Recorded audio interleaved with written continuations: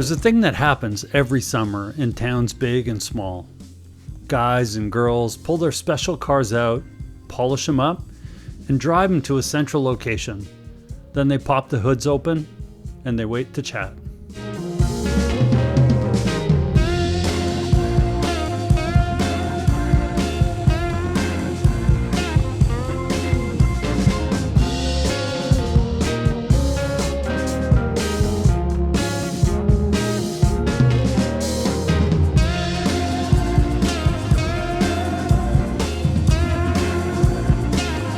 It's called a Show and Shine, and I've been going to them since I was a teen. You see, the cool thing about cars is that they all have stories, and those stories, well, they remind you of people and places. And for me, it really reminds me of growing up. I credit my best friend Rob for turning me into a car guy. Man, he had the coolest cars. A 67 GTO, a 62 Parisian, that cool early 70s International Scout, and a beautiful 61 Impala.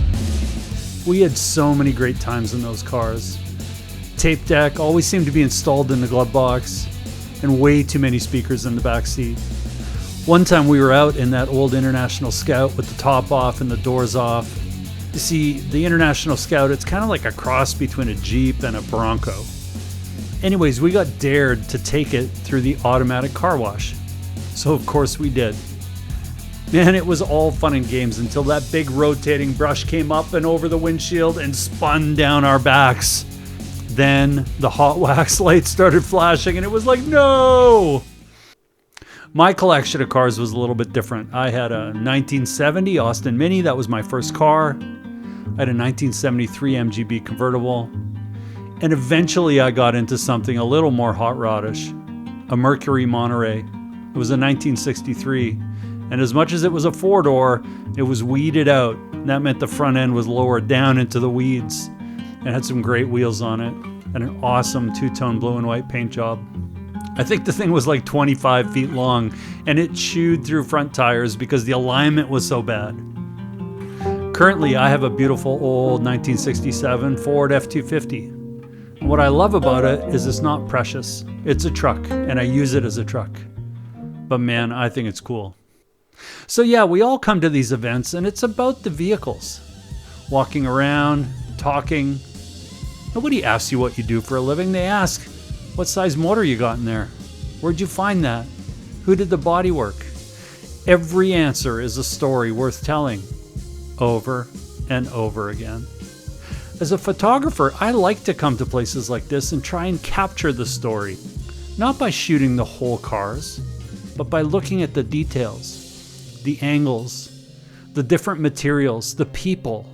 On this particular trip, I was really interested in the interiors of the cars, and I tried to capture a number of different examples.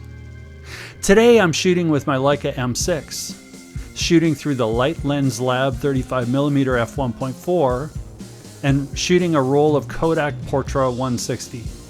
Portra 160 was the perfect stock for this bright sunny day and lots of vibrant colors. And I really love the way that this lens was rendering.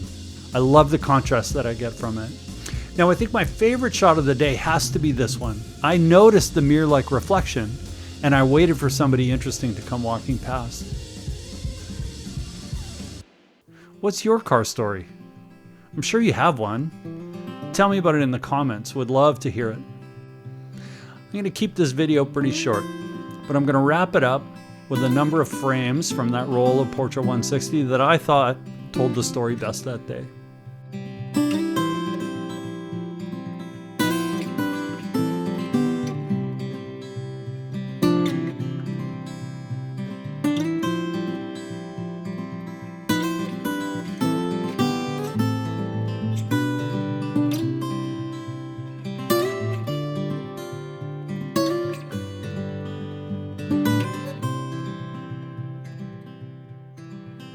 I hope you enjoyed the stories and the photographs.